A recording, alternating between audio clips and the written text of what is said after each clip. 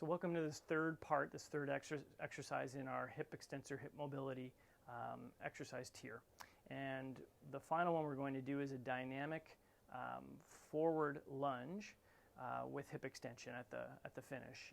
And so what we're looking to do is really take the muscle through its full lengthening and full shortening, add some other movements that really increase the proprioceptive drive. So what we're going to do is feet are parallel, and what you're going to do is pick one foot.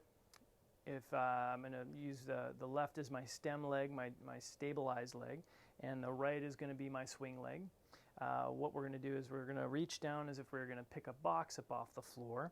You're going to bring one toe back and touch it 6 to 8 inches behind you, and then reach down, bending through the hips, knee and ankle, not as much through the spine, but more through that hip joint, that ball and socket joint.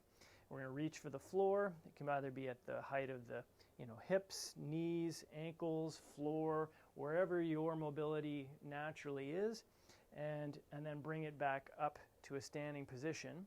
And then we want to go through the hip extension phase. So we're going to bring the pelvis forward, and as we do so, we're going to kick our swing leg slightly forward, and we're going to raise our hands overhead. So now we're getting this great shortening across the hip extensors, the hamstrings, while stabilizing through the hips and pelvis. So we're at the top. We're going to then cycle back through. So you're going to lower, touch the floor, come up tall, touch the sky. And there's just 2 to 3 seconds of movement in between each phase.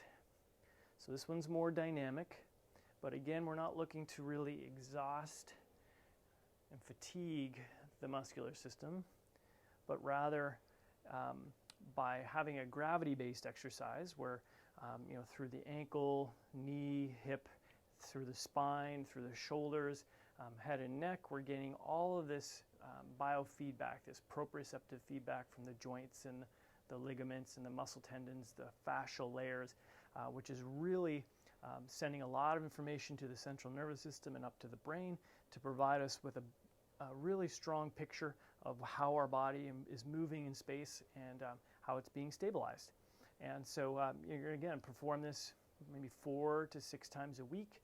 It could be a great kind of sandwich of around certain activities that you like to do. You're planning to go for a walk or a hike, perform 5 to 8 minutes of these types of exercises to kind of gain some of the proprioceptive feedback required to then go outside and translate it into activity.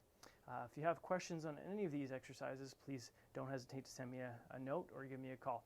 Hope you're having a great day, and we'll look forward to next time.